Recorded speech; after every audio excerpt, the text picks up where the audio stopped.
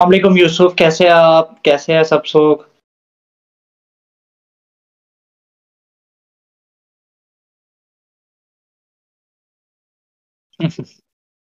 बहुत से लोगों का फेवरेट प्लेयर। यूसुफ जी, आपका बताने से पहले बस वर्ल्ड कप खत्म हो गया। माशाल्लाह से बाबर आजम लाहौर आ गए हैं। लाहौर आ गया मेरे बिल्कुल 10 से 15 मिनट की दूरी पे, अब मॉडल टाउन हो गए। मैंने सोचा था कि इस टाइम वो कलकत्ता में प्रैक्टिस कर रहे होंगे सेमीफाइनल की, जब वर्ल्ड कप नहीं शुरू हुआ था। मैंने सोचा था कि पाकिस्तान एक सेमीफाइनल की टीम तो है, टॉप 4 की टीम तो है, सेमीफाइनल ऑन द डे पता चलता है। मुझे भी इस टीम ने गलत प्रूव किया। इस टीम की intellectual dishonesty with its board, with its all that stuff, और जो सारी चीजें, बॉलिंग एक्सपोजिंग, वो सारी बात तो हम करेंगे। लेकिन एक ही बात थी कि धर्म से करके जो पाकिस्तान के न्यू एज फैंस है, जो 152 को सेलिब्रेट करने के बाद जिन्होंने क्रिकेट देखना शुरू की, शायद वो न्यू एज फैंस को रियलिटी चेक मिल गया है कि अपनी टीम को कभी इतना ओवर हाइप ना करो, ग्राउंडेड रहो, हम्बल रहो। क्योंकि अब तुम्हारी टीम, जिसको तुमने अहमदाबाद में बाबर आजम ने पता नहीं क्या, सिराज को एक ट्वीट आई हुई थी कि 2 छक्के मार के मैच खत्म कर देगा, फिर वो ट्रॉफी उठा लेगा। आज वो अपने घर में बैठा हुआ है, माजरत के साथ घर में बैठा हुआ है। So it's an very heart breaking moment, क्योंकि 4 साल बाद आता है टूर्नामेंट। हर 4 साल बाद वर्ल्ड कप आता है। उम्मीद होती है 4 साल टीम्स तैयारी करती है, अपनी टीम को गैदर करती है। अब किसी टीम से नहीं होता है अनफॉर्चुनेटली परफॉर्म, जैसे कि इंग्लैंड वो नहीं क्लिक कर पाई, लेकिन वो एडमिट कर रही है। उनका मार्कवुड कह रहा है कि हमारे बोर्ड ने हमें न्यूट्रिशनिस्ट दिया, हमें फिजियोलॉजिस्ट दिया, हमें एक एक चीज प्रोवाइड की, हमें क्रिकेट अकेडमीज में कोचेस लगा के दिए, लेकिन हमारी गलती है, we failed as a team. Butler कह रहा है failed as a captain, Rocky कह रहा है failed as a coach, but हमारे तो शहजादे किसी के सामने आ ही नहीं रहे। वो तो भाई बस रिजवान कहते हैं हम किसी को जवाब दे नहीं है, बाबर आजम कहते हैं कोई फर्क नहीं पड़ता, स्टेडियम में जवाब दूंगा। शहीन शाह अफरीदी कहते हैं सोचना भी मना है। हारिस रऊफ कहते हैं कि 150 पे बॉल कराऊंगा तो कोई माइकल लाल छक्का नहीं मार सकता। तो ये प्लेयर्स के स्टेटमेंट्स है। तो ये आज सारों के सामने आया है। आज सारों के सामने आया है कि cricket is a professional game, cricket is a hard working process. ये अल्लाह ताला उसी के साथ होता है जो मेहनत करता है, जो सही से क्रिकेट को क्रिकेट की तरह खेलता है, क्रिकेट को ओवर हाइप और सोशल मीडिया पे नहीं खेलता। जी यूसुफ, आप कंटिन्यू करो।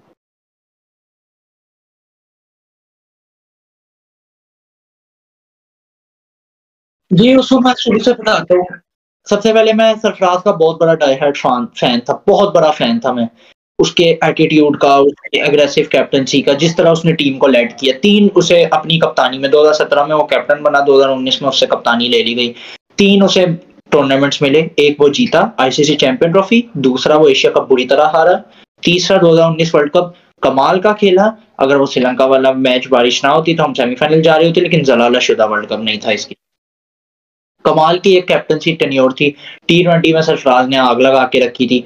टेस्ट में हमेशा से मेरी एक डिबेट थी कि सरफराज अहमद का थोड़ा मसला है। सरफराज अहमद को आप तीनों, जब किसी को ना आप तीनों फॉर्मेट का कैप्टन बना, तो उस पर प्रेशर रहता ही है। अब आप मल्टीपल, आपके पास क्या कहते हैं एग्जाम्पल है। अब हर प्लेयर, धोनी, पॉन्टिंग, हर प्लेयर नहीं होता, उसकी मेंटालिटी अलग होती है। तीनों फॉर्मेट के कैप्टन पे एक अलग ही प्रेशर होता है। तो सरफराज अच्छा जा रहा था कैप्टनसी में, सरफराज के साथ ज्यादती हुई। सरफराज को एक श्रीलंका से, आपको याद होगा, लाहौर में टी20 सीरीज हुई थी, हम 3-0 हारे थे। तो उसमें हम हारे, और उसके बाद पीसीबी ने प्रेस रिलीज जारी की कि सरफराज को सैक कर दिया गया एज अ कैप्टन। और एज अ कैप्टन नहीं, उसे टीम से भी निकाल दिया गया कि उसकी कोई परफॉर्मेंस नहीं है। वो बंदा जिसने आपको 2 आईसीसी के टूर्नामेंट जिताए, जिसने आपकी टीम में ये सारे लड़के जो अभी खेल रहे हैं वो बना कर दिए। बाबर आजम इटसेल्फ सरफराज की बदौलत बने। अपनी मेहनत भी है, लेकिन अगर वो सरफराज जिस तरह क्योंकि मल्टीपल हमारे पास एग्जाम्पल्स है, अली जरियाब, अहमद शहजाद, उमर अकमल, इन टीम से मिनट नहीं लगा ड्रॉप होने में, 2 गंदी 3 गंदी परफॉर्मेंस होने में। तो बाबर आजम खुश शुक्र मनाए कि उन्हें अच्छे लोग मिले अपने शुरू में। तो वो तो अलग टॉपिक निकल जाएगा। मैं टॉपिक की तरफ वापस आऊँ कि सरफराज अहमद को कप्तानी से निकाला गया। एहसान मानी और मिसबाह उल हक कोच थे। इंटरम जो टेक्निकल कमेटी थी हमारी, उसमें मिसबाह उल हक उसके चीफ थे, जैसे आज की तरह, और वसीम अकरम उसका एक बहुत बड़ा इख्तियार रखते थे। तो एहसान मानी ने फिर मिसबाह उल हक और वसीम अकरम से पूछा कि what is the next approach to do. So Ehsan Mani बड़े उस टाइम ना क्या कहते हैं, एक तरह की कंफ्यूज थे कि उस टाइम बड़े नाम आ रहे थे, गर्दिश हो रहे थे। एक तो इमाद वसीम का नाम बड़ा गर्दिश हो रहा था कप्तानी में। एक आपका उस टाइम शोएब मलिक का नाम बड़ा गर्दिश हो रहा था कि आप टी20 में शोएब मलिक को अभी भी आप रख सकते हैं, अच्छा फिट लड़का है। तीसरा बाबर आजम का हो रहा था। बाबर आजम का ज़्यादा इस वजह से हो रहा था क्योंकि 2019 में बाबर आजम ने बहुत रन्स बनाए थे। रनों के अंबार लगाए थे, आपको याद होगा। तो बाबर आजम उस टाइम पीक पे थे, मतलब बैटिंग में बहुत अपनी अपना क्या कहते हैं, रन्स पे रन्स, वो यंग लड़के थे, यंग ब्लड थे। तो उधर सबसे बड़ी गलती हमसे यही हुई कि मिसबाह उल हक और वसीम अकरम ने कहा कि हमें एक परफॉर्मर कैप्टन चाहिए। तो उन्होंने सरफराज का चलता किया और बाबर आजम को टी20 का कप्तान बनाया 2019 नवंबर में। मुझे आज भी याद है, वो 2019 नवंबर ही था और ऑस्ट्रेलिया की सीरीज के लिए बाबर आजम कप्तानी करने के लिए गए। बाबर आजम की कप्तानी शुरू होती है, एक डिजास्टर डिसीजन था मेरी नज़र में। तो एक बहुत बड़ी डिसअपॉइंटमेंट थी कि एक अच्छे टाइमलाइन बैटर, एक अच्छे इलाइट बैट्समैन को आपने कप्तानी के बोझ की वजह से आप उसकी बैटिंग पे इफेक्ट आ सब 4 साल बाद सबको नज़र आ ही रहा है कि मेजर टूर्नामेंट्स में किस तरह बाबर आजम परफॉर्म नहीं कर पाए। सो बाबर आजम कप्तान तो बन गए, लेकिन बहुत सा क्रिटिसिज्म भी हुआ उन पे। कुछ लोग क्रिटिसाइज़ कर रहे, कुछ लोग बहुत सपोर्ट भी कर रहे। उस टाइम कुछ लोग ये भी देख रहे थे कि यंग है, रन्स किए हुए हैं, लेकिन लोगों को ये नहीं पता था कि आगे जाके जब मेजर टूर्नामेंट्स आएँगे तो फॉल करेगी। 2020 में तो जब वर्ल्ड कप था, उन्हें क्या पता था कोरोना आ जाएगा, वरना बाबर आजम 2020 में ही एक्सपोज़ हो जाते। सो उस मैं आता हूँ। फिर उसके बाद बाबर आजम ऑस्ट्रेलिया जाते हैं। ऑस्ट्रेलिया में उन्हें फिर रन्स के अंबार लगाते हैं, लेकिन हम बुरी तरह टी20 सीरीज़ हारते हैं और हम टेस्ट सीरीज़ हारते हैं। वो लेकिन उनकी बैटिंग अच्छी लगती है। अब टाइमलाइन ये है कि कोरोना ये चीज़ें आ जाती है। अब मैं आपको बताऊँगा कि कब उनकी टेस्ट हुई कप्तानी। कप्तानी जब उनकी असल टेस्ट हुई, वो थी 2021 के एंड से, जब आपके पास बड़ी टीमें आना शुरू हुई। जब आपके मुल्क में भी क्रिकेट खेलना शुरू हुई 2021 के बाद, मुझे याद है पीएसएल के बाद हमारे पास शायद टूर हुआ था अपना, आई थिंक 2021 के बाद हमारा एक टूर होता साउथ अफ्रीका का, हम जीतते थे जाके वनडे सीरीज उनके घर में बाबर की कप्तानी में। वो एक अच्छी सीरीज थी, हम अच्छी सीरीज जीते थे, वनडे में अच्छी टीम को हराया था। लेकिन माजरत के साथ वो भी एक फलसफा, एक फ्रॉड था, क्योंकि उनके आखिरी मैच में सारे प्लेयर्स आईपीएल खेलने चले गए थे। हम दूसरा मैच हारे थे बुरी तरह, आपको याद होगा, पिंक वनडे। वो फखर जमान की इंडिविजुअल परफॉर्मेंस थी, टीम ब्रिलियंस। हाँ जी। तो ये जो छोटी-छोटी चीज़ें हैं ना, ये आप तब से देखिए, शुरू से देखिए कि क्या होता आ रहा है। चलें ठीक है। अब इस दरमियान में बाबर आजम की कप्तानी बहुत छुपी हुई थी, उसके बाद इतनी पावर नहीं थी। ये 2021 तक मैच चला गया ना, तब मिसबाह का बड़ा रोल था, क्योंकि मिसबाह हेड कोच भी थे, चीफ सिलेक्टर भी थे। मिसबाह का बड़ा एक तगड़ा रोल था इसमें। मिसबाह ने रिजवान का बैकअप कराया, मिसबाह उस्मान कादिर को इंट्रोड्यूस कराया, मिसबाह ने अब्दुल्ला शफीक पे क्या कहते हैं इन्वेस्ट किया, मिसबाह ने हारिस रऊफ पे इन्वेस्ट किया। मिसबाह का बड़ा रोल था इधर। मिसबाह ने अपनी टीम की फिटनेस भी रखी। 2021 में आपको याद होगा कितने फिट थे लड़के। फिटनेस पे मिसबाह ने फिटनेस पे सही इनका काम किया हुआ था। फिटनेस को इसने सही ग्रैब करके रखा हुआ था, क्योंकि मिसबाह खुद भी अपने जब दौर में खेलते थे तो अपनी फिटनेस को बड़ा प्रेफरेंस देते थे। तो वो हमें नज़र आया टीम में रिफ्लेक्ट होता हुआ।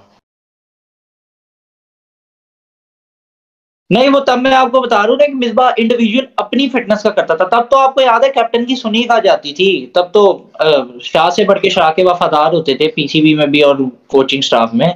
इमरान खान के पास सबसे तगड़े कैप्टन बाबर आजम है, और ये मैं नहीं कहता, रमीज राजा कहते हैं, जो चेयरमैन ऑफ पीसीबी रह चुके हैं। अच्छा, तो फिर उसके बाद बाबर आजम अच्छी सीरीज जीते, तो लोगों ने बड़ा चढ़ाना शुरू कर दिया। बाबर की सेंचुरी भी आई। फिर आता है आहिस्ता-आहिस्ता आगे, हम न्यूज़ीलैंड हमें छोड़ के गई। ज़्यादा मैं बात नहीं करूँगा। जब असल टेस्ट है ना यूसुफ, असल टेस्ट था 2021, उसमें बाबर आजम जीते, अच्छा जीते, लेकिन उसमें भी हम भंड मारते हैं। 152 हमने किया, वो एक मैच। 24 अक्टूबर 2021, सब कहते हैं हमारी क्रिकेट चेंज हुई। मैं कहता हूँ हमारी क्रिकेट का असल बर्बादा उधर से शुरू हुआ, क्योंकि हम मीडियोकर क्रिकेट को सेलिब्रेट करना शुरू हो गया, मामूली रिजल्ट्स को सेलिब्रेट करना शुरू हो गए। ऊपर से शाहीन ने विकेटें ले ली, एक अच्छा स्पेल पड़ गया। 152 फिर भी इंडिया कर गया। वो ड्यू कंडीशन, बॉल गीला तरीन है, बाबर रिजवान स्कोर करके, nothing to take away from Babar Rizwan, वो अच्छी इनिंग्स थी उनकी और आज भी उसके लिए रिस्पेक्ट है। अब आप उससे ही अगले मैच में आ जाओ यूसुफ, आप उससे ही अगले मैच में आ जाओ, आप न्यूजीलैंड से किस तरह जीते, आप न्यूजीलैंड से किस तरह जीते, बाबर आजम विकेट दे गए न्यूजीलैंड वाले मैच में, याद होगा आपको। क्योंकि इससे नजर आता है यूसुफ, इससे नजर आता है कि आपकी अगर होता है ना, आप अगर डोमिनेट करके आए तो आप न्यूजीलैंड को भी डोमिनेट करके हराते, लेकिन आप वो भी मैच टू द वायर्स लेके गए, फिर आप अफगानिस्तान से टू द वायर्स लेके गए, फिर आपने चेंजिंग नहीं की, आप उस हसन अली को कैरी करते रहे जो जिसका कॉन्फिडेंस भी डाउन था, जिसकी बॉल भी नहीं सही हो रही थी, जिसका रिदम भी नहीं लग रहा था, आपने कोई नई ऑप्शन ट्राई नहीं की, आपके पास पीछे उस्मान का देता, आपके पास कुछ दिल शाह था, आप एक एक्स्ट्रा स्पिनर भी खिला सकते थे, आपके पास आई गेस मे बी उस टाइम फहीम अशरफ भी था, आई गेस 2021 में, 2021 में आप फहीम अशरफ, आपको एक बैटिंग ऑलराउंडर आपके पास था, लेकिन आप अपनी जिद पे रहे, आप अपनी जिद पे रहे कि मैं जिसको खिला रहा हूँ वही बेस्ट है, वही 30 मार खान है, वही सब कुछ है, उसके अलावा हम कुछ देखते ही नहीं है। ये बाबर आजम की एक बहुत बड़ी गलती जो उस वक्त ही मैंने आइडेंटिफाई कर दी थी कि हम बिल्कुल आगे का नहीं सोच रहे, हम सिर्फ रिजल्ट्स को सेलिब्रेट करते जा रहे, करते जा रहे, करते जा रहे। तो वो इवेंचुअली हुआ, टॉस हार गए हम, सेमीफाइनल में बड़ी टीम से मैच हार गए, ऑस्ट्रेलिया। क्या हुआ हमसे, हमने पकड़ लिया था उन्हें 96 पे 5, ऐसे बड़े मैचेस आए बाबर की कप्तानी में, 96 पे 5 एशिया कप का फाइनल आप देख ले, वो इंडिया पाकिस्तान वाला मैच देख ले, प्रेशर डाल के हम पे प्रेशर हुआ है। तो वो देखे, वो मसला क्या हुआ था हमारे साथ, हमारे साथ कुछ नहीं हुआ था, शहीन और हारिस पे प्रेशर क्या हुआ, आपको हसन अली, हमने कहा था कि हसन अली बुरा बॉलर नहीं है, मैं उस वक्त भी कहता था हसन अली बुरा बॉलर नहीं है, लेकिन आपको जो लड़का नहीं परफॉर्म कर रहा था आपको उसको रेस्ट देना चाहिए, लेकिन उस वक्त हम अड़े हुए थे, हम डटे हुए थे कि हमने जो मर्जी हो जाए हम इसी कॉम्बिनेशन के साथ खेले थे। वो वर्ल्ड कप आपके पास इतना बड़ा चांस था, इतना बड़ा आपके पास लाइव गोल्डन चांस था कि आप वो वर्ल्ड कप यूएई में अपनी कंडीशन में खेल रहे थे तकरीबन, और वो वर्ल्ड कप आप तेल करवा गए। चलो जी, बड़े कोई कोई हाँ जी, 2021 में कोई, हाँ जी, 2021 में भाई कोई क्रिटिसिज्म नहीं हुआ, बड़ी पाकिस्तान पे सपोर्ट हुआ, बड़ा वो लोगों ने बोला क्या बात है, क्या टीम थी, क्या हम एक्सपेक्ट नहीं कर रहे थे, क्योंकि पहले न्यूजीलैंड भी छोड़ के गई थी, इस लोग टीम से कोई उम्मीदें नहीं लगाना हो रही थी। अच्छा, 2021 में एक और मैं बात बताना चाहता हूँ, अगर हम वनडेज में आ जाए ना, आपको याद होगा यूसुफ, हम 3-0 थे इंग्लैंड से वनडेज में, उसका सबसे बड़ा, उस मैं मुझे तो मेरा दिमाग आज भी खोलता है, 24 घंटे पहले इंग्लैंड की पूरी टीम को कोविड हो जाता है, वो जो डोमेस्टिक काउंटी में लड़के खेल रहे होते हैं, काउंटी चैंपियनशिप में, उधर से लड़के उठाते हैं और वो हमारी टीम को 3-0 कर देते हैं, यार इसकी अकाउंटेबिलिटी किधर है, उधर से काउंटी से आ रहे हैं वो लड़के, अभी तक 4-6 लड़कियों का तो डेब्यू था, वो आके हमें 3-0 कर जाते हैं, 3-0 इन वनडेज। यार यूसुफ, बाबर आजम ने अच्छा परफॉर्म किया था तो मैं उसे किधर लेके जाऊँ, आप मुझे बताएं, मैं घर में सजाऊं, बाबर आजम ने 150 मारी थी, टीम किधर है, पाकिस्तान को देखना है ना हमने, वेयर इज पाकिस्तान। तो बस वो 3-0 हम हारे, तो उसके बाद क्या कहते हैं, चले 2021 के बाद 2022 आया, 2022 माशाल्लाह जी, हमारे रमीज राजा साहब जो समझते हैं कि मैं हूं, मैं ही सब कुछ, जो प्लेयर्स के पीछे छुप गए, जिन्होंने कहा बाबर तुम तो सबसे बड़े हो, मियांदाद कुछ नहीं है, सलीम मलिक कुछ नहीं है, यूसुफ कुछ नहीं है, जहीर अब्बास कुछ नहीं है, इंजमाम कुछ नहीं है, बाबर ही है, बाबर से बड़ा कोई बैट्समैन नहीं पैदा किया पाकिस्तान ने, सारे पीछे, सारे जीरो है, सब कुछ नले है, चलो ठीक है, किंग बाबर आजम चले, फिर किंग बाबर आजम के लिए पिचेस बनाई जाती है, फ्लैट ट्रैक्स बनाए जाते हैं, ऑस्ट्रेलिया की टेस्ट सीरीज आती है, टेस्ट सीरीज, ठीक है, टेस्ट सीरीज आती है, और हम रावलपिंडी, आपको यूसुफ, आप अगर आप क्रिकेट देखना शुरू, आपको पता हो रावलपिंडी में हमेशा से पेस एंड बाउंस होता है, अगर आप मतलब शुरू से देखते हो, रावलपिंडी में जो जो शुरू से जब शोएब अख्तर खेलता था, तब शुरू में ball swing, pace and bounce, Irfan Pathan का आपको स्पेल याद है ना, थी वो जो हैट्रिक ली थी उसने, तो वो रावलपिंडी में ही। हमने क्या किया, रमीज राजा साहब ने पूरा स्टेडियम खुदवा दिया और फ्लैट ट्रैक्स बना दिए, सीमेंट बना दिए, क्योंकि उसने पैट कमिंस, जॉश हेजलवुड और मिचेल स्टार्क के डर को नलिफाई करना था। मतलब उन्हें नलिफाई करना था कि उधर वो हमारे बैट्समैन को तंग ना करे। उधर हमारे बॉलर भी कुट खा रहे हैं और उनके बॉलर भी कुट खा रहे हैं, लेकिन हमारे बैट्समैन सेंचुरियां मार रहे हैं फ्लैट ट्रैक्स पे। और नंबर 1 की वो ट्वीट्स आ रही है, Babar Azam number 1, Rizwan, Abdullah Shafiq, Imam ul Haq, flat tracks पे हम हंड्रेड्स कर रहे हैं, फ्लैट ट्रैक्स पे 200 आ रही है। हम वो सीरीज फिर भी हार गए यूसुफ, आप देखो 1-0 से हार गए, 2 मैच ड्रॉ करा के बाबर आजम आखिरी टेस्ट हार गए अपने ही घर पे, अपने ही होम ग्राउंड में, अपनी कंडीशन जो रमीज राजा ने बनाई थी। और वो फिर भी कहते रहे मैंने तो जानबूझ के बनाई थी कि ये ना जॉश हेजलवुड, पैट कमिंस और स्टार्क नलिफाई हो जाए।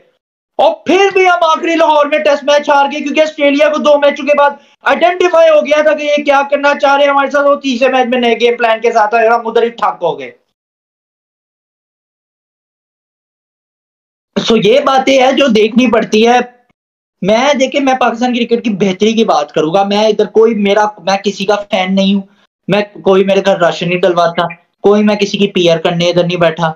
मैं फैन हूं एक ही टीम का, पाकिस्तान क्रिकेट टीम का। प्लेयर्स आएंगे जाएंगे, प्लेयर्स आएंगे जाएंगे, कांस्टेंट शेप पाकिस्तान का नाम रहेगा, पाकिस्तान क्रिकेट टीम का नाम रहेगा। ठीक है भाई, नहीं देते इसका बाबर आजम को कसूर, बॉलर्स को दे देते हैं। चले ये सब हो गया, फिर हम इंग्लैंड से भी व्हाइट वॉश होते हैं टेस्ट में 3-0 ऐसी फ्लैट ट्रैक्स पे। उसमें हम सबसे बड़ी हमें क्या होता है, हमें याद आ जाता है कि अबरार अहमद एक लड़का है बॉलिंग कर।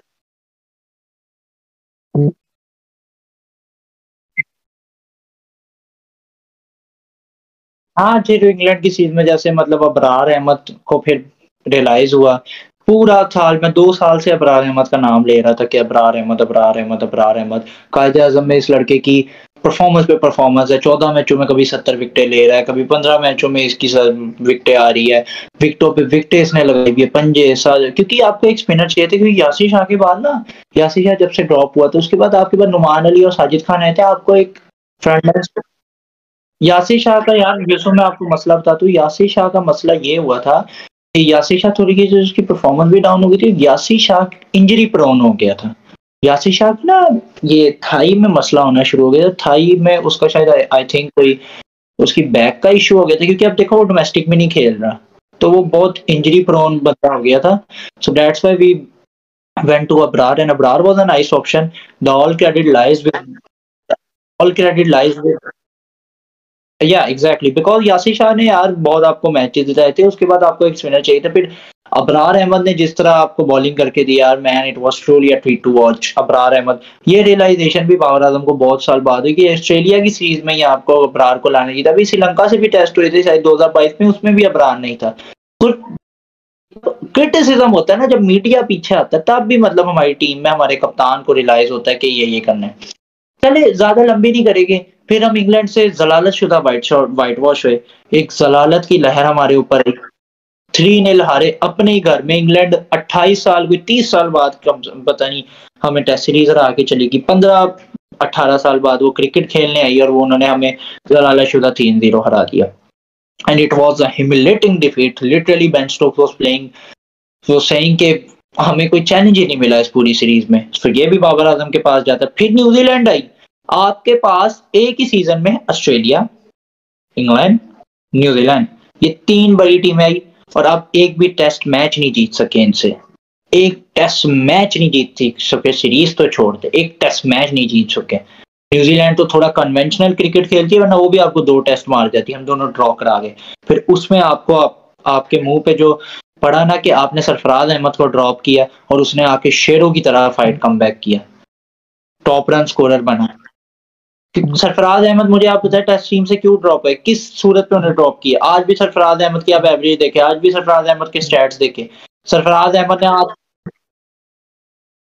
यार सरफराज अहमद को मैं आपको बताता हूँ, सबसे बड़ी मेजर रीजन थी कि सरफराज अहमद की फिटनेस इश्यूज, सरफराज अहमद की बॉडी लैंग्वेज, सरफराज अहमद की जो अपनी अपनी, जो मैं बाबर को शुरू में कहता था, आपको याद होगा कि बाबर अपनी कर सेल्फिश हो जा, अपने लिए सेल्फिश हो जा, आसपास की ना सुनो, क्योंकि आसपास वाले सब वो हो जाएगी, माद वसीम आमिर ये सब अब इंजमाम भी आपसे दूर हो गए, सब आपके साथ थे ना वर्ल्ड कप से पहले, सब दूर हो जाएंगे, अपनी करो, अपने दिल की करो। तो देखो, अब तो नज़र आ रहा है। तो सरफराज अहमद का भी यही मसला था। उसी वजह से और देखिए यार, हमारे मुल्क में एक डिवाइड है, मैं खुद लाहौर से हूँ अल्हम्दुलिल्लाह, खुद लाहौर पंजाब से, लेकिन हमारे मुल्क में जो डिवाइड है ना, जो लाहौर और कराची का, ये इसकी वजह से बहुत प्लेयरों का हक मारा गया है। इसमें बहुत सी फ़हरिस्त है, अब फ़हरिस्त तक तो नहीं मैं जाना चाहूँगा, जैसे बासित अली हो गए, आगे तनवीर अहमद हो गए, आपके पास और क्रिकेटर राशिद लतीफ़ हो गए, ज़्यादा नहीं खेल सके। कराची वाले क्रिकेटर्स को उस तरह आज तक रिस्पेक्ट ही नहीं मिल सकी। सो वेरी डिसअपॉइंटमेंट सिनेरियो, क्योंकि कराची वाले जितने भी प्लेयर्स हैं ना, इनके कोई फैन्स नहीं है, इनका कोई फैन क्लब नहीं है। सऊद शकील का कोई फैन क्लब नहीं है, शान मसूद का कोई फैन क्लब नहीं है, सरफराज का कोई फैन क्लब नहीं है, अबरार का कोई फैन क्लब नहीं है, और अपना असद शफीक का कोई फैन क्लब नहीं है, फवाद आलम का कोई फैन क्लब नहीं है। लेकिन ये अपने में क्रिकेट एक्सपेक्ट में अच्छी खासी क्रिकेट खेलते हैं, और ये उतने ही पाकिस्तानी है जितना बाबर आजम है, जितना शहनशाह अफरीदी है। चाहे शहनशाह अफरीदी को 4 लड़कियां पसंद करती हो, 10 लड़कियां पसंद करती हो, चाहे शादाब को 15 लड़कियां पसंद करती हो, 20 लड़कियां पसंद करती हो। इसमें कोई ये नहीं देखा जाता कि वो ज्यादा पाकिस्तानी है, कि वो लड़कियों का फैन है, लड़कियां लड़कियां उसकी फैन है। पाकिस्तान पहले आता है, पाकिस्तान का नाम पहले आता है। शनाख्ती कार्ड एक जो बाबर आजम का शनाख्ती कार्ड है, वही सरफराज का शनाख्ती कार्ड है। ये जो होलसम कल्चर बना दिए ना, ओ नसीम और बाबर बहुत क्यूट लग रहे थे, my god, oh my god Babar. नहीं, मैं वैसे Yusuf, I am giving a example, just just listen, देखो कि ये जो होलसम कल्चर, आप इंस्टा पे रील्स खोलते हो, ओ बाबर बहुत दुखी लग रहा है, ओहो ओ बाबर को क्या हो गया, बाबर तो रो रहा है।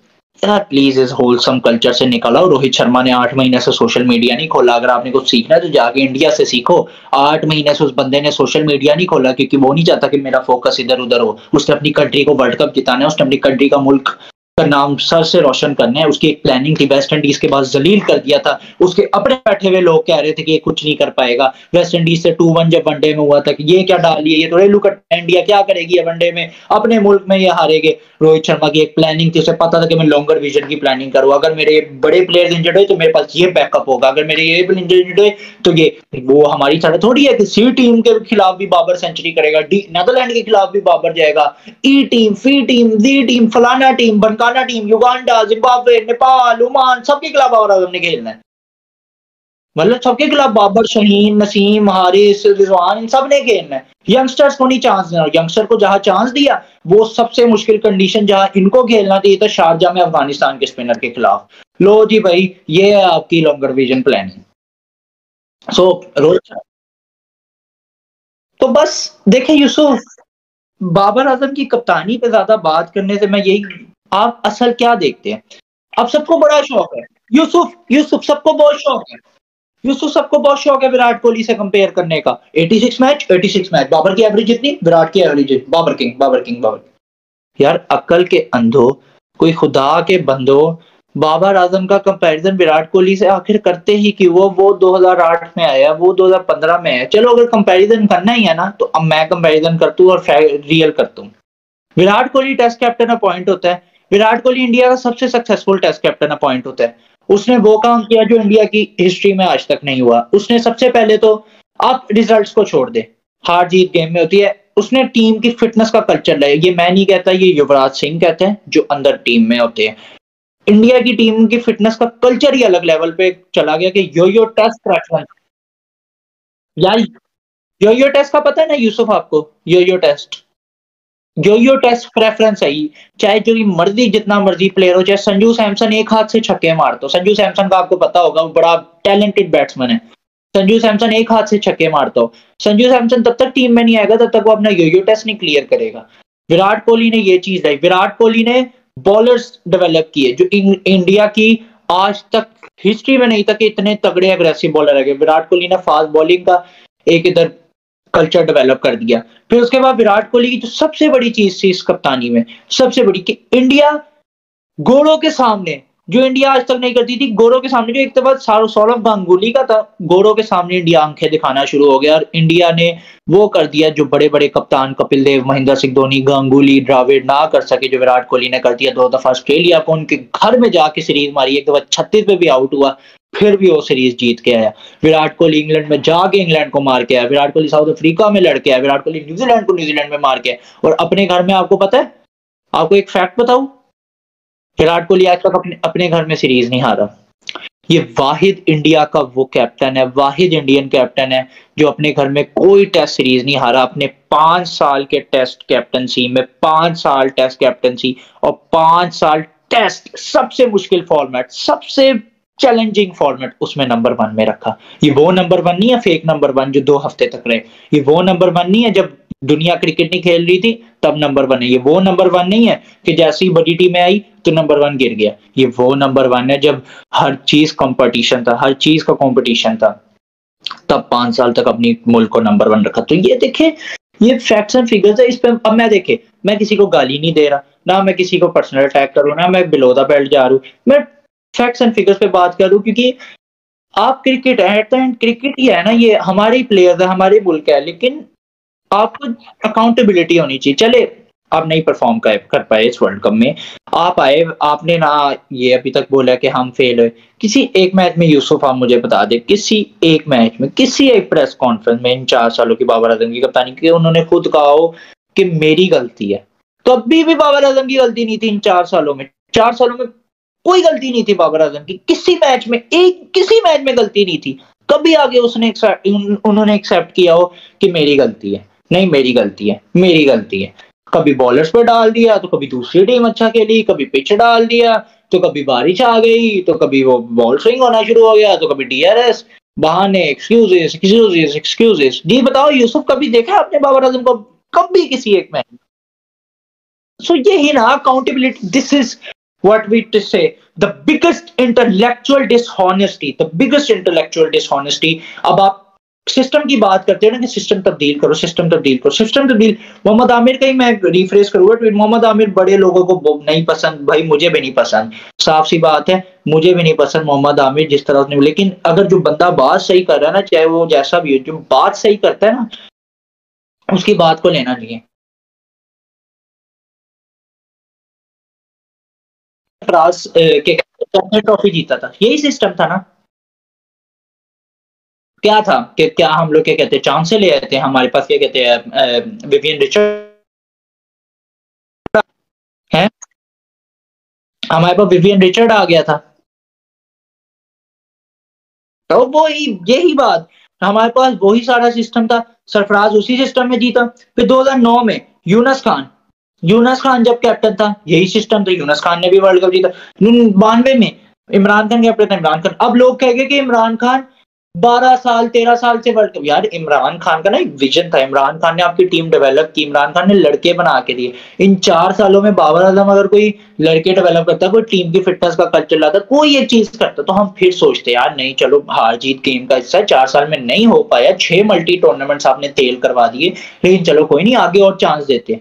तो तब तो मीडिया भी नहीं था, तब तो अखबार अखबार आता था एक, तब तो इतना था भी नहीं, लेकिन तब भी इमरान खान ने आपको प्लेयर्स बना के दिए। प्लेयर्स की किससे है, कप्तान की एक ना विजन होता है, कप्तान की एक सेंस ऑफ गेम होती है कि उसको पता चलता है कि अपने प्लेयर को किस तरह लेके चलना है। अब आप इसी की मिसाल देखिए, वसीम अकरम को इमरान खान ने अपने पैसे देके, ऑस्ट्रेलिया 92 का ही था, अपने पैसे देके 92 के ना शुरू में, जनवरी में, इनका वर्ल्ड कप था मार्च में, जनवरी में वसीम अकरम को उधर खेल जा जाके ऑस्ट्रेलिया में काउंटी खेल, तू अभी पाकिस्तान के लिए ना खेल, बायलैटरल हम हार जाए, हमने वर्ल्ड कप जीतना है, उधर काउंटी खिलाई, और फिर 30 दिन पहले इमरान खान अपने खर्चे पे लेके गया। तो ये होते हैं कैप्टन, ये होते हैं कैप्टन जो लॉन्गर विजन को करते हैं। और क्या थी टीम, हमारा वकार यूनुस इंजर्ड हो गया था और हमारा सईद अनवर, ये तो बड़े सुपरस्टार थे जो हमारी टीम में इंजर्ड हो गए थे, लेकिन फिर भी इमरान खान खुश रहा, इमरान डटा रहा, इमरान खान ने हमें वर्ल्ड कप जिता के दिखाया। उसकी पॉलिटिक्स को छोड़ दे कि वो क्या पॉलिटिशियन है, एज अ क्रिकेटर, अगर एज अ क्रिकेटर आप देखिए, एज अ क्रिकेटर दिल से रिस्पेक्ट है इमरान खान के लिए, एज अ कैप्टन दिल से रिस्पेक्ट है। One of the best captain Pakistan cricket has ever produce and one of the greatest leaders I have ever seen in cricket. और जिस तरह उस वो लड़के की साइकी को जानता था ना कि 1992 में अगर इंतमाम को बुखार भी है तो उसने इंतमाम को इतना कॉन्फिडेंस दे दिया कि इंतमाम बुखार में आके वो हारा हुआ सेमीफाइनल जिता गया। तो ये नहीं होता कि तू मेरा मैच विनर, ये मोटिवेशन स्पीच, तू मेरा मैच विनर, तो शहीना, तो हारिसा, तो इमाम, ये मोटिवेशन स्पीचेस अच्छी लगती है, लेकिन भाई प्रोफेशनलिज्म भी इसमें चाहिए। आप होलसमनेस पे कब तक चलते रहेंगे, कब तक? एक 2021 का आपने अच्छा वर्ल्ड कप खेल लिया जब आप सारे टॉस जीते थे। टॉस हारे, आप मैच हार गए। 2022 में आप पूरी तरह एक्सपोज़ हो गए ऑस्ट्रेलिया कंडीशन में जाके। वहाँ जाके जो आप बड़े नंबर 1 बाबर और रिजवान, जो बेस्ट ओपनिंग मानी जाती है शायद आजकल पाकिस्तान की क्रिकेट हिस्ट्री में, कि इनसे अच्छा तो कोई टी20 में ओपनर ही नहीं है। वहाँ पे आप टोटली फेल हुए दोनों। वहाँ पे एक लड़का शान मसूद आपको स्कोर करके गया जो आपके प्लान्स में भी नहीं था 2022 में, याद होगा ना आपको? प्लान्स में भी नहीं था, एशिया कप में नहीं था शान, क्रिटिसिज्म की वजह से आया था, वो वहाँ का टॉप स्कोरर बन के आया। वहाँ पे अब नीदरलैंड्स की एक जीत की वजह से आप सेमीफाइनल, न्यूजीलैंड सिडनी की आसान कंडीशंस में आप उनसे जीत गए। फिर आप मेलबर्न में आए, फिर आप एक्सपोज हो गई आपकी बैटिंग। फिर आप 2023 में आए, आपने न्यूजीलैंड की एक अच्छी टीम आई वनडे में, आप उनसे वनडे हार गए। जब छोटी टीम आई न्यूजीलैंड की सीबीटी, उसमें भी हमें मार्क चैंपन और डैरल मिचेल मार रहे हैं। उसमें भी सीटी टीम में हम कुट खा रहे हैं, हम टी20 सीरीज बराबर करा।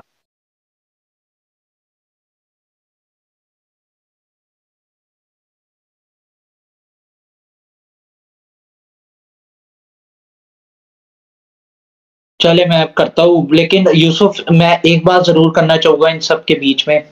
बहुत से चेयरमैन आए, बहुत सी चीजें हुई।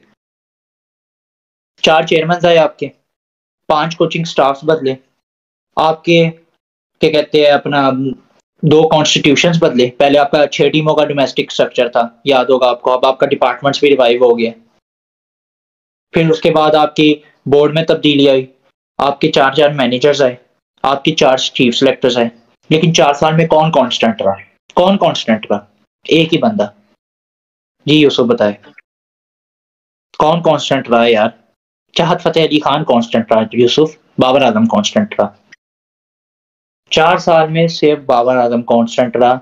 और अगर फिर भी हम कहें कि बाबर आजम पे क्रिटिसिज्म नहीं जायज, बाबर आजम सीख रहा है, मिकी आर्थर अभी तक कह रहे हैं कि बाबर आजम सीख रहा है, तो यार भाई ये हाथ देखो प्लीज। ऐसा क्रिकेटर ना कोई आजकल क्रिकेट में आया है। यहाँ तक कि ऑस्ट्रेलिया और इंग्लैंड के मीडिया में भी अगर कोई ऐसा कप्तान होता तो शायद उसपे भी अकाउंटेबिलिटी का फैक्टर जरूर होता। 6 टूर्नामेंट्स बाबर आजम की कप्तानी में आए, 6 टूर्नामेंट्स।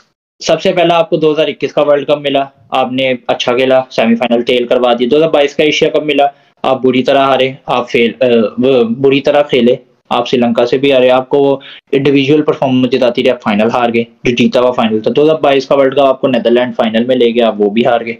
ये टी20 तक था। फिर आप आज 2023 के एशिया कप में बुरी तरह जलाला शुदा आप एशिया कप खेले, हार गए। 2023 का वर्ल्ड कप ये जो अभी हुआ है उसमें भी हम बुरी तरह हारे। मतलब क्या बोले यार, फिर हम क्या करें? हम किधर जाके अपना सर मारे? और एक बार टीसी का साइकिल भी, ये बताएं, किधर जाके अपना सर मारे? मतलब सर किधर जाके दीवार से मारे कि सर फूट फूट के खत्म ना हो, कि अब भी क्रिटिसिज्म ना करे तो क्या करे? So this is the most great example of intellectual dishonesty. मैं आपको बार बार कह रहा हूँ, इंटेलेक्चुअल डिसऑनेस्टी। जो लोग इंटेलेक्चुअली स्ट्रांग होते हैं ना, वो इस चीज को नहीं देखते। वो अभी भी देख रहे होते कि हम सी टीम से जीत रहे हैं ना, हमारे अंदर मसले हैं, हमारे अंदर कोई ना कोई मसले है, हम नहीं अच्छा किए, हमें कुछ अच्छा करना चाहिए। लेकिन हम तो जो सी टीम है, डी टीम है, अफगानिस्तान से जीत जीत के हम जो नंबर 1 बन गए, माशाल्लाह। चलो ठीक है यूसुफ, 4 साल की बात हो गई। चलो, रियलाइजेशन नहीं हुई मानता हूं मैं। अब जिस पे मैं काम करके आया हूँ वो है 2023 अगस्त। अब हम बात करते हैं कि असल रियलाइजेशन, अगर आप असल नाखून आपने पकड़ लेने थे तो आप पकड़ सकते थे अफगानिस्तान की सीरीज में। अफगानिस्तान का पहला मैच जीतते हैं, आपको पता है कि आपकी बैटिंग एक्सपोज हुई है, आप वो बॉलर्स की वजह से मैच जीत जाते हैं। लेकिन आप अपनी बैटिंग को नहीं देखे कि आप हमने बैटिंग गंदी की। स्पिनर के खिलाफ हम बुरी तरह एक्सपोज हो गए, पूरी तरह एक्सपोज हो गए थे, आपको याद है। फिर हमने दूसरे मैच में मुश्किल कंडीशन में श्रीलंका जैसी, अफगानिस्तान से हमने 300 खा लिया। यार उसी वक्त आपको होश के नाखून ले लेने चाहिए थे, कि उसी वक्त आप ये अबरार और ये माज वसीम इन सबको अंदर कर देते। उसी वक्त आपको थोड़ा रियलाइजेशन हो जानी चाहिए थी। वो 300 खाया, वो नसीम शाह की इंडिविजुअल ब्रिलियंस आ गई थी।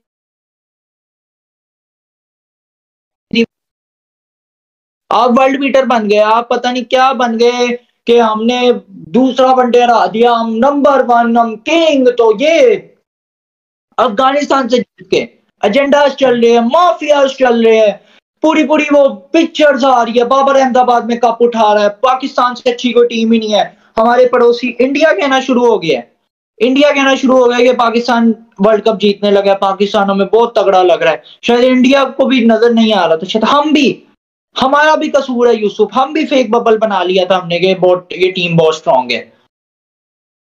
लेकिन माजरत के साथ हमारी टीम में स्किल सेट भी है इन लड़कों में, ये लड़के परफॉर्म भी करते हैं, लड़के कैपेबल भी है वर्ल्ड चैंपियन बनने के, चैंपियन भी है, चैंपियन भी बन सकते। लेकिन सबसे बड़ी रीजन थी कि हम फिट ही नहीं थे, हम प्रिपेयर ही नहीं थे इस वर्ल्ड कप के लिए। अफगानिस्तान की हम सीरीज जीतते हैं, फिर एशिया कप में भाई किंग साहब का 150 आता है, बॉब्जीदा किंग का 150 आ गया, फिर हम वो मैच जीते हैं नेपाल में, और उसमें इंटेलेक्चुअली डिसऑनेस्टी देखे कि हम वो मैच में क्या टीम खिलाते हैं, full strength team, Yusuf full strength team. आप हिसाब लगाए कि आपने ना उस मैच में सौशकील को ट्राई किया, आपने ना कोई कॉम्बिनेशन ट्राई किया, ना आपने उधर फाइन, मतलब आपने फुल स्ट्रेंथ खिलाई। फिर इंडिया जाके आपने वो एक स्पेल क्या हो गया, 60 पे 4 कर दिया, आपने इंडिया को जलील करना शुरू कर दिया, वो ये हारेगे, India is afraid of Pakistan, India डरती है हमसे, इंडिया डरती है। वो 60 पे 4 करा के आप ये नहीं देख रहे कि आपने 266 करा दिया, स्पिनर्स आपके बुरी तरह एक्सपोज हो गए उधर, फास्ट बॉलिंग तो आपकी फिर भी आपको कुछ करके दे रही थी, स्पिनर्स ने तो आपको कुछ किया ही नहीं, स्पिनर्स उधर जाके बुरी तरह एक्सपोज हो गए, आपको तब भी होश के नाखून आपने नहीं लिए। बांग्लादेश के मैच में आपकी 10 की 10 विकेटें फास्ट बॉलर ने ली, आप खुश हो गए कि सब कुछ सही हो गया, सब कुछ सही, हम लोग बेस्ट, हम लोग वर्ल्ड बीटर। फिर इंडिया की मैच में आया वापिस क्लब हो गया, इंडिया ने मुश्किल कंडीशन में 350 मार दिया, जहां पे बाबर आजम की टीम ने 128 किया, हम 228 रन की जलालशुदा हार से हारे। याद है आपको? India is Pakistan. मतलब यार किधर जाके मैं अपना सर मारूं कि जब आपको अफगानिस्तान से 300 पड़ा था, आपको तब भी रियलाइज हो जाना चाहिए था। चले ठीक है, एशिया कप आप हार गए, कोई मसला नहीं, आप श्रीलंका से भी हारे, बाबर आजम बिल्कुल एक फ्लॉप तरीन परफॉर्मेंस एशिया कप में, disaster of a performance. Nepal का 150 ना मैं काउंट करूंगा ना आप, क्योंकि पाकिस्तान का इसमें कोई फायदा नहीं हुआ। क्यों यूसुफ? वर्ल्ड कप के लिए टीम होती है, सिलेक्शन टेक्निकल कमेटी के हेड होते हैं मिसबाह उल हक और मोहम्मद हफीजा का अशरफ, एक मीटिंग कॉल करते हैं जिसमें सारे फॉर्मर क्रिकेटर्स आते हैं, फॉर्मर क्रिकेटर आपस में बैठते हैं, बाबर को सजेशन देते हैं कि ये कर लो, वो कर लो, ये कर लो, वो कर लो। मिसबाह उल हक का कैटेगोरिकली आज भी एयर बाई जो अपना पवेलियन है उस पर अपना स्टेटमेंट है कि मैंने बाबर को कहा था कि अबरार को ले जाओ, लेकिन बाबर ने फिर आगे से मुझे कहा नहीं, मैं अबरार को नहीं लेके जाऊंगा, ज्यादा से ज्यादा लेके जाऊंगा तो रिजर्व में लेके जाऊंगा। मोहम्मद हफीज भी कह रहे थे कि माद वसीम आपको चाहिए होगा, आपको एक नए बॉल से बॉल करने वाला है, बाबर कहते नहीं, हमारी टीम में इतनी जगह नहीं है कि हमें माद वसीम को ले। सो ये फिर सही होता है ना, फिर सही लोग कहते दोस्ती यारी, मैं नहीं मानता था, मैं कहता किसी की इंटेग्रिटी को नहीं सवाल उठाना चाहिए, लेकिन फिर लोग सही कहते थे कि दोस्ती यारी 11, दोस्ती यारी चल रही है, मतलब वो एका चल रहा है, वो जो एजेंट जो पीछे बैठे हैं, वो जो एक कंपनी में जो कॉन्फ्लिक्ट ऑफ इंटरेस्ट है वो चल रहे हैं। तो ये चीजें हैं, ये सारी क्या कहते हैं हमारे सिस्टम के साथ, हमारी कप्तानी, हमारे सारा चीज, ये जो हम लोग लेके गए, हमारी हाइप। अब यूसुफ आप ईमानदारी से बताए कि वर्ल्ड कप से एशिया कप से पहले हमारी क्या हाइप बनी हुई थी कि हम तो एशिया कप भी जीत रहे हैं, वर्ल्ड कप भी जीत रहे हैं, क्या हमारी टीम को हाइप दी हुई थी?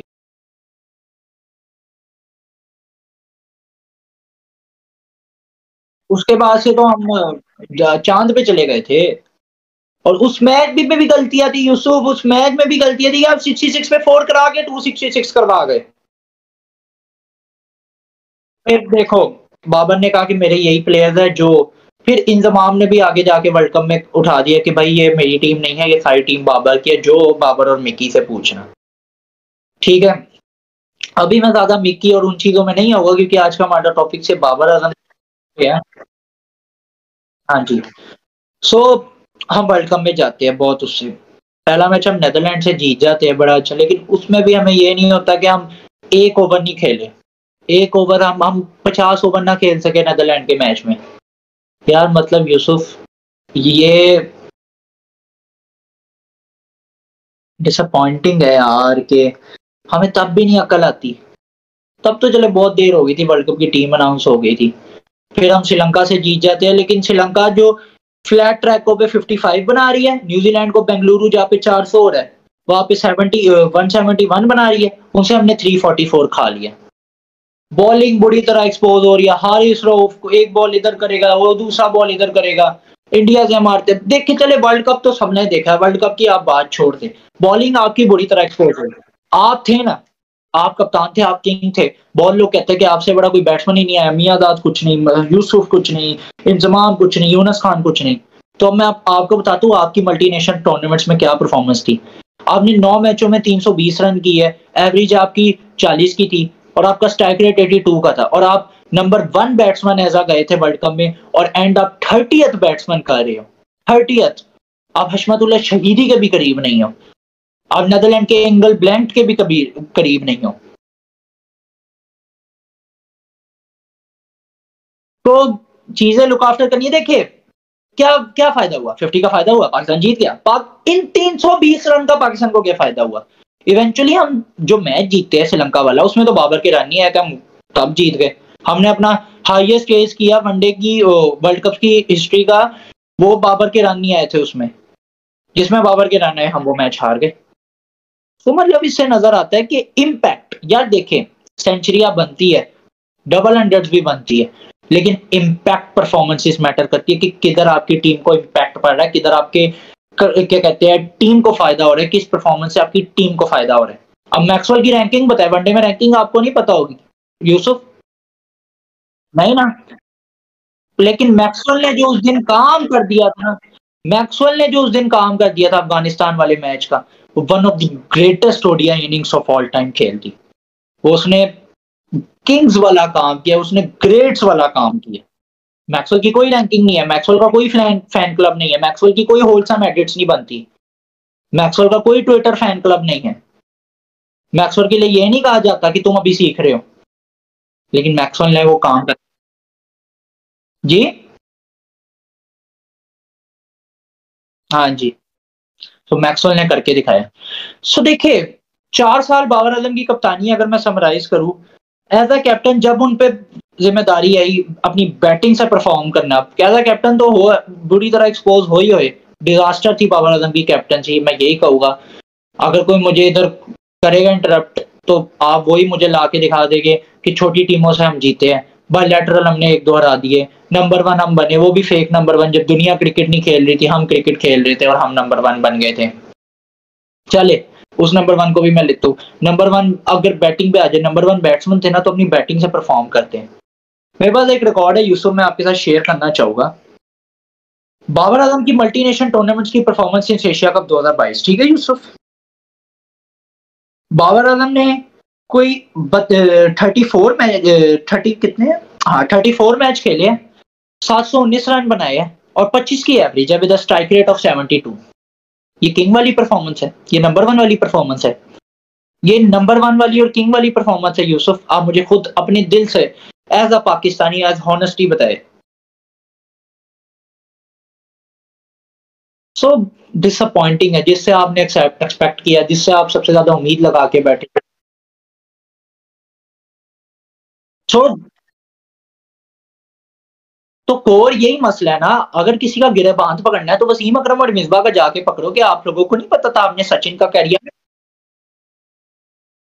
हाँ यार यूसुफ, वो एक टूर्नामेंट आ जाता है, मैं आपको कह रहा हूँ कि आपको चाहे जो मर्जी होता, बाबर आजम ने फॉल करना था और मुझे पता था ये फेल होगा। मैं दुआ नहीं करता था क्योंकि कैप्टनसी का प्रेशर हर कोई नहीं ले सकता।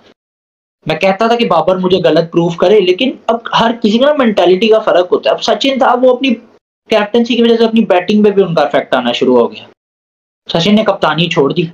Kohli as a captain runs भी करता था, टीम को जितवाता भी था, लेकिन उसके बोर्ड ने इतने एजेंडास किए, इतने माफिया, सिर्फ वो 2-3 आईसीसी की टूर्नामेंट्स में आ रहा, उसमें भी वो ये नहीं कि नीदरलैंड्स की वजह से जाता था, टेबल टॉप करता था, टेबल टॉप करता था, फिर सेमीफाइनल फाइनल में जाता था।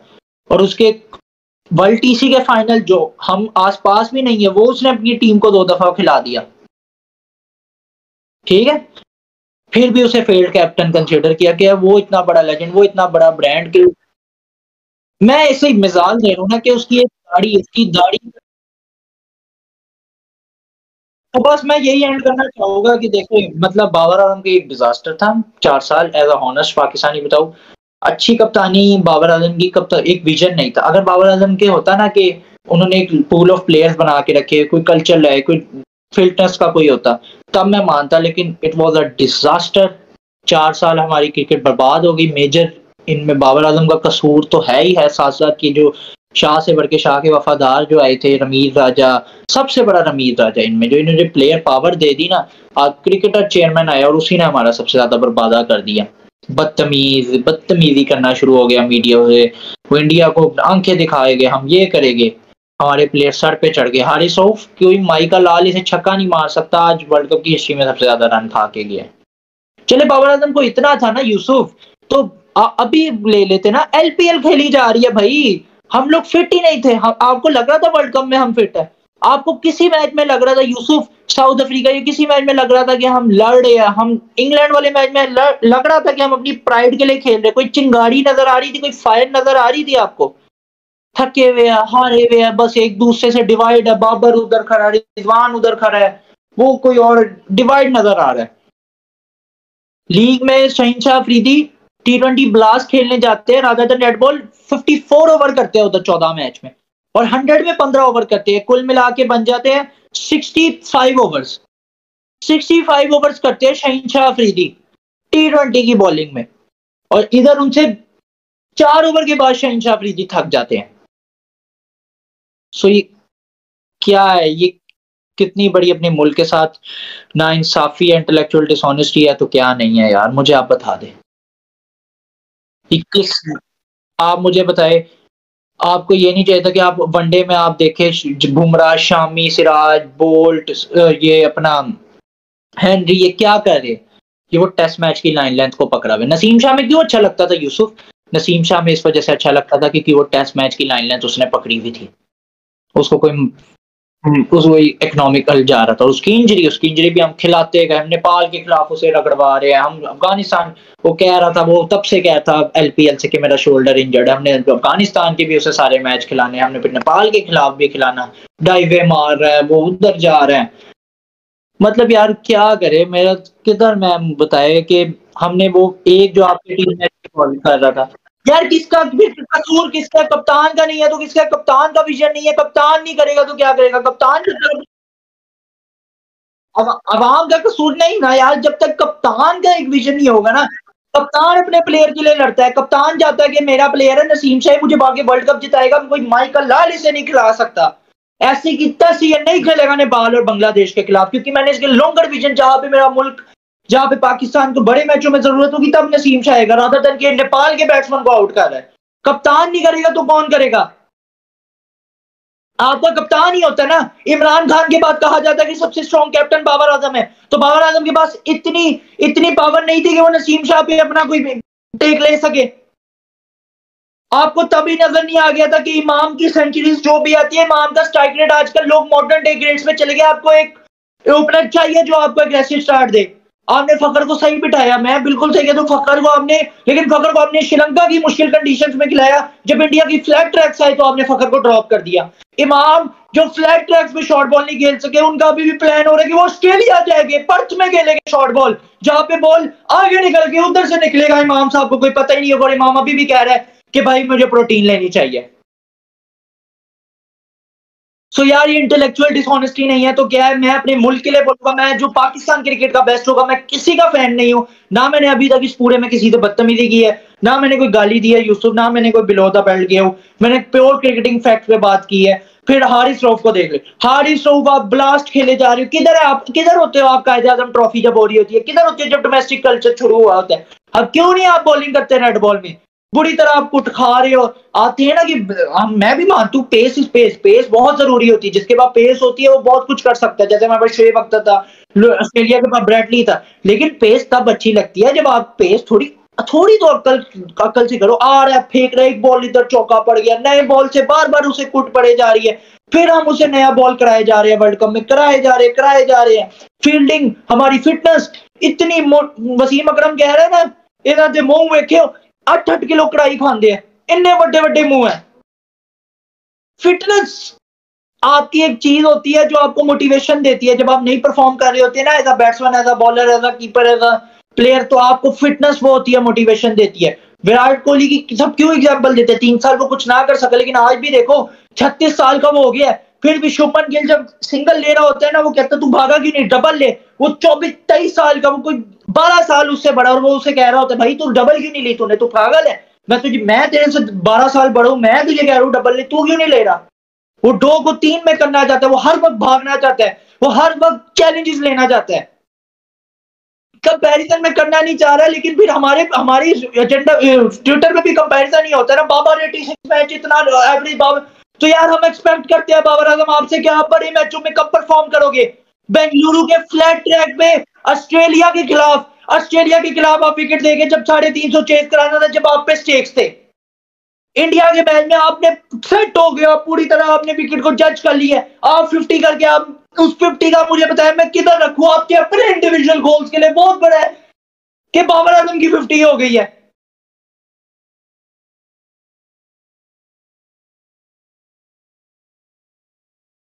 मुझे आप बताएं यूसुफ किधर लेके जाऊं, मैं किधर लेके जाऊं वो 50, वो 50 इंडिविजुअल गोल्स के लिए अच्छा है। पाकिस्तान क्रिकेट टीम सफर कर रही है, पाकिस्तान का मुल्क सफर कर रहा है, और जलालत शुदा जो है हमारी हमारी इस बार डिफीट हुई है, हम सब घर आके बैठे हैं, सारी ओवर हाइप खत्म हो गई है, शहीद नंबर 1, बॉबर नंबर 1, हारिस भाई का लाल, Imam ul Haq the best bowler, सारे अब जमीन पे जाके डच के, और अब जो मैं तो कुछ नहीं, अल्लाह करे इन प्लेयर्स को, मेरी आज भी दुआ है अल्लाह इन सबको आगे जाके कामयाबी दे, लेकिन जो पीसीबी इनका हाल करने लगे वो बहुत भयानक और खौफनाक हाल होने वाला है, क्योंकि 6 से 7 लोगों का तो करियर मुझे इधर ही नजर आ रहा है जाते हुए, बाबर आजम की टीम में भी मुझे, क्योंकि ऐसे शोएब मलिक ने भी कहा था कि आपकी चाहे आप जितने मर्जी प्लेयर हो, आपकी टीम से भी जगह जा सकती है।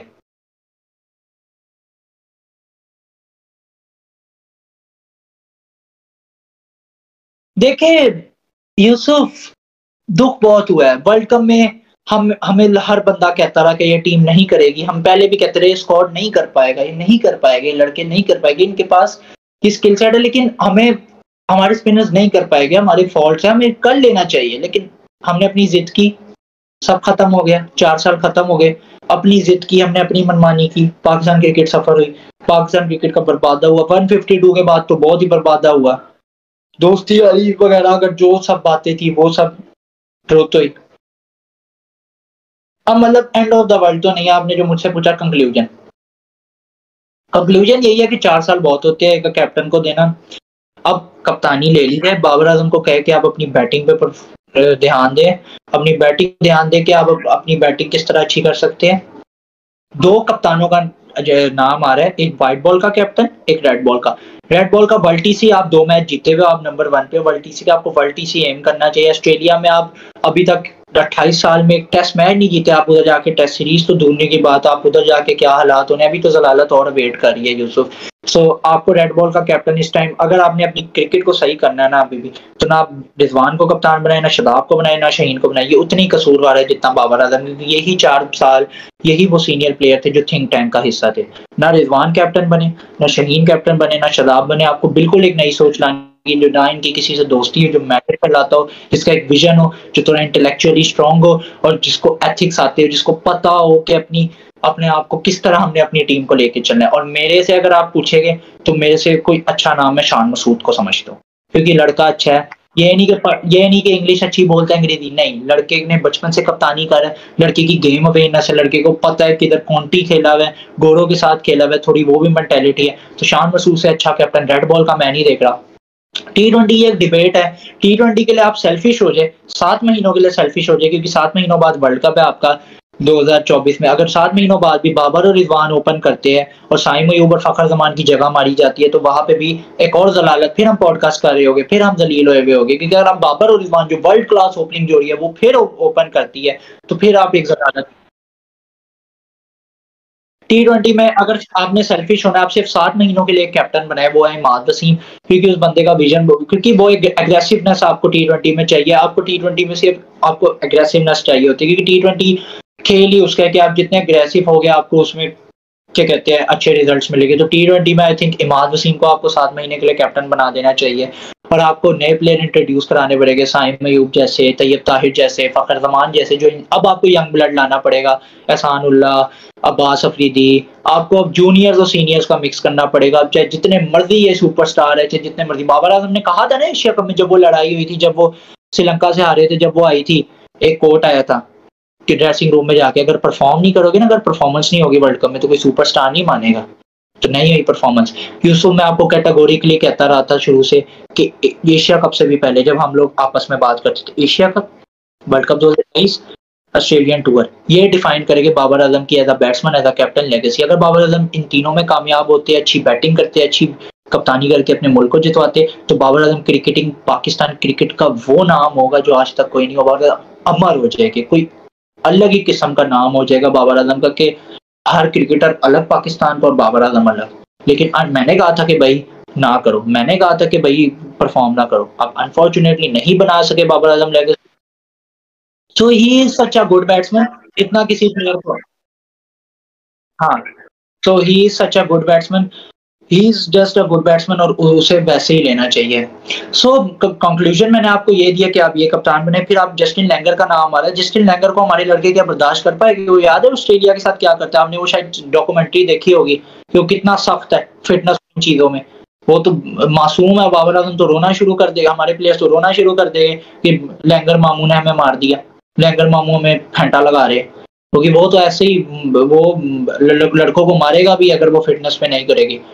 जस्टिन लैंगर जैसा एक कोच लाए और 3 साल का उससे ऐसा कॉन्ट्रैक्ट ले कि कोई माई का लाल नहीं उसे हटा सके। क्योंकि पाकिस्तान में यही होता है कि जो भी कोच आता है, नया सिस्टम आता है, नया चेयरमैन आता है, वो कोच हट जाते हैं। 3 साल का ऐसा कॉन्ट्रैक्ट लाए कि आपको कोई 10 अरब देने पड़े, आपको पूरे मुल्क की करेंसी देनी पड़ेगी, आप 3 साल तक जो मर्जी हो जाए, आप जस्टिन लैंगर को ना हटा सके। और तीसरा, आप अपनी कंडीशंस मुश्किल करें, आप अपने घर में मुश्किल विकेटें बनाएं, जितना हो सकता है मुश्किल विकेटें बनाएं, अपने बैट्समैन को चैलेंज करें। आप चाहे बायलैटरल हारते रहे, लेकिन आप चैलेंज में रहे कि हम जहाँ जाए, हमारी जो आगे आने वाली अपॉर्चुनिटीज है, हम उधर अच्छा खेले।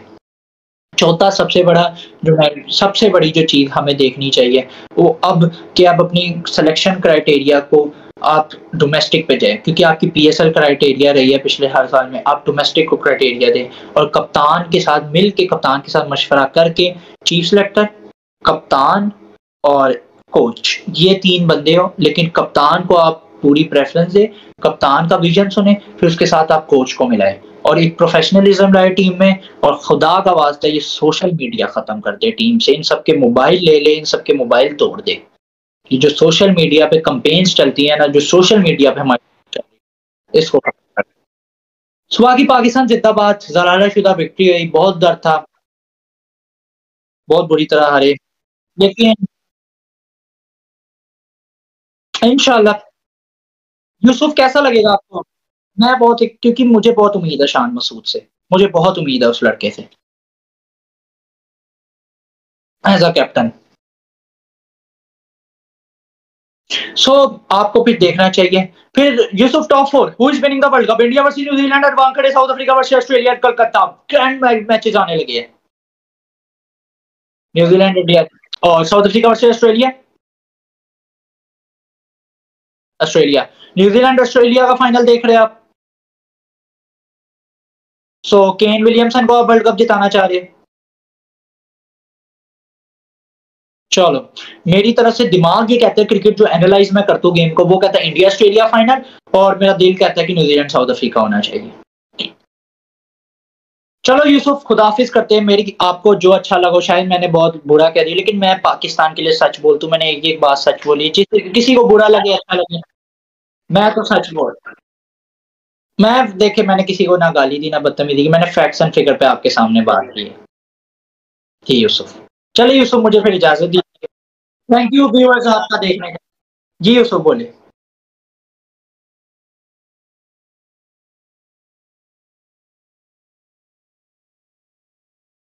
जी, और एक बात याद रखें, अपने मुल्क के साथ होना स्टोरी, इंडिविजुअल्स आएँगे जाएँगे, ये सब हमारे मुल्क का ही शिकार है, लेकिन इंडिविजुअल्स आएँगे जाएँगे, हमें पाकिस्तान को फर्स्ट प्रेफ़रेंस देनी चाहिए। पाकिस्तान ज़िंदाबाद, अल्लाह हाफ़िज़। हाँ यूसुफ। यूसुफ सही किया।